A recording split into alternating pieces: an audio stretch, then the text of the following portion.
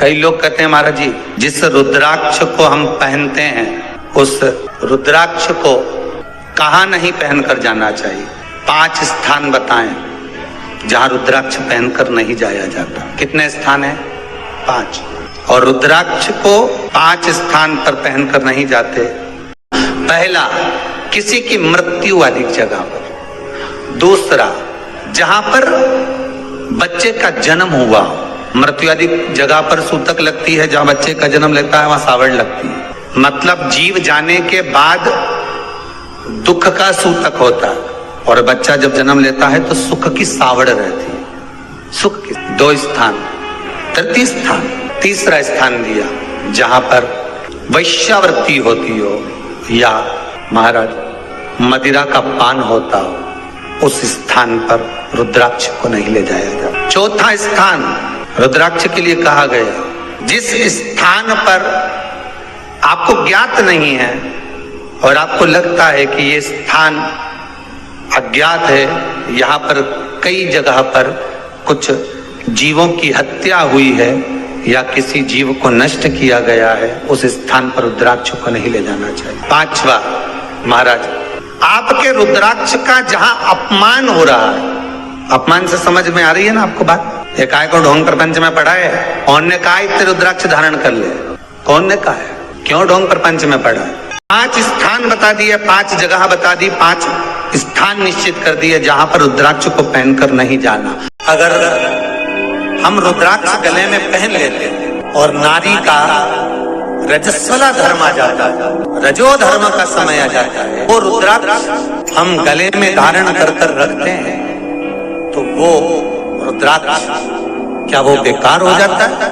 पहले एक बात बहुत अच्छे से समझ में, आप सन्यासी हो, जम के बोलो जरा, आप तपस्वी हो, आप साधक हो, आप उपासक हो, या आप बैरागी हो, आप एक गृहस्थी हो, घर में रहने वाली माँ गोदी में रखा हुआ बालक अगर गंदगी भी कर दे, पूरे कपड़े को भी बिगाड़ दे, तो माँ बच्चे का कपड़ा बदल देती है, और बदल कर माँ को ये जरूरी नहीं है कि उसको साड़ी बदलना, उसको कपड़े बदलना या उसको फिर नहाना।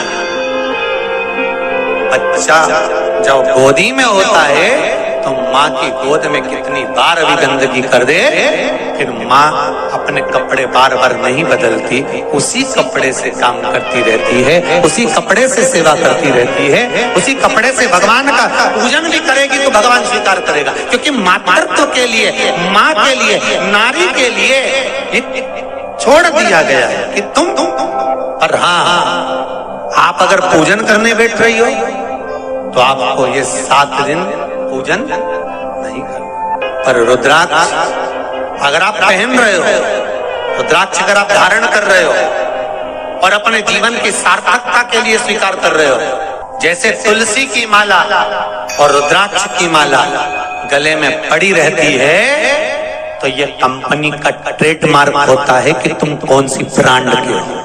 ये कंपनी का ट्रेडमार्क है। तुलसी की माला पहनकर प्राण छूट गए तो वैकुंठ चले गए, और रुद्राक्ष की माला पहनकर प्राण छूट गए तो कैलाश धाम चले गए। ये कंपनी का ट्रेडमार्क। छोटे रुद्राक्ष की माला, छोटा जो रुद्राक्ष होता है उसकी माला, कैंसर का जो मरीज होता है, अगर वो फर्स्ट स्टेज का कैंसर भी है, छोटे रुद्राक्ष अगर अच्छे हैं, 3 मुखी से लेकर 5 मुखी, 7 मुखी, 9 मुखी, 11 मुखी छोटा रुद्राक्ष मिल जाए, उसकी माला अगर पानी में डाल दी जाए और उस पानी को वो मन का ही डाल दो, उसी का पानी थोड़ा थोड़ा कैंसर के मरीज को सुबह दोपहर शाम श्री शिवाय नमस्तुभ्यम का जाप कर कर, पंचाक्षर ओम नमः शिवाय का जाप कर कर, शंकर शिव का नाम लेकर, महाकाल बाबा का नाम लेकर, विश्वेश्वर विश्वनाथ का नाम लेकर, केदारेश्वर का नाम लेकर, 12 ज्योतिर्लिंग का स्मरण कर कर अगर वो आचमन करना प्रारंभ कर दे तो कैंसर रोग में भी आराम मिलना प्रारंभ। केवल आचमन ही नहीं करना है, अगर स्त्री है तो अपने उल्टे हाथ पर भी उस मनके की माला को लपेट सकती है। पुरुष है अपने राइट हैंड में उस माला को, अगर कैंसर से पीड़ित व्यक्ति है, रोग से बहुत पीड़ित व्यक्ति, उसको बल मिलता है, उसको पावर मिलता है, उसको एक एनर्जी, उसको एक तेज मिलता है रोग से लड़ने का। कई लोग कहते हैं महाराज जी रुद्राक्ष को सिद्ध कैसे करना चाहिए? तो शिव महापुराण में एक ही उपाय लिखा है, 108 बेलपत्र पर शंकर का नाम लिखकर समर्पित कर दो, या लाल चंदन चढ़ाकर समर्पित कर दो रुद्राक्ष के ऊपर, या उस रुद्राक्ष को आप अभिषेक में समर्पित कर, या उस रुद्राक्ष को सरसों के तेल में रखकर उसको फिर समर्पित शिव जी को कर। रुद्राक्ष को निकाला, शंकर जी के ऊपर रखा, शिव जी के चरणों में रखा, अभिषेक किया, उसको धारण किया। सिद्ध कैसे करना है? तो शिव महापुराण की कथा में एक संवाद बड़ा सुंदर लिखा कि रुद्राक्ष अपने आप में सिद्ध है।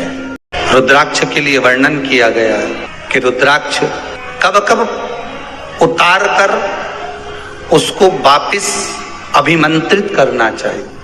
और रुद्राक्ष को अभिमंत्रित करना मतलब सीधा अमावस्या के दिन, पूर्णिमा के दिन, शिवरात्रि के दिन, श्रावण महीने के सोमवार को, प्रदोष के दिन, ये दिन आपके शरीर में जहां पर भी रुद्राक्ष है, आपके गले में अगर आप रुद्राक्ष पहने हो, आपके हस्त कमल में आप रुद्राक्ष पहने हो, आपने अपने पास में कहीं रुद्राक्ष रख रखा है, तो उस रुद्राक्ष को अमावस्या, पूर्णिमा, शिवरात्रि या श्रावण का सोमवार या प्रदोष आदि, इस दिन उस रुद्राक्ष को एक बार दूध में धोने के बाद उसमें थोड़ा सा सरसों का तेल अवश्य लगाना चाहिए।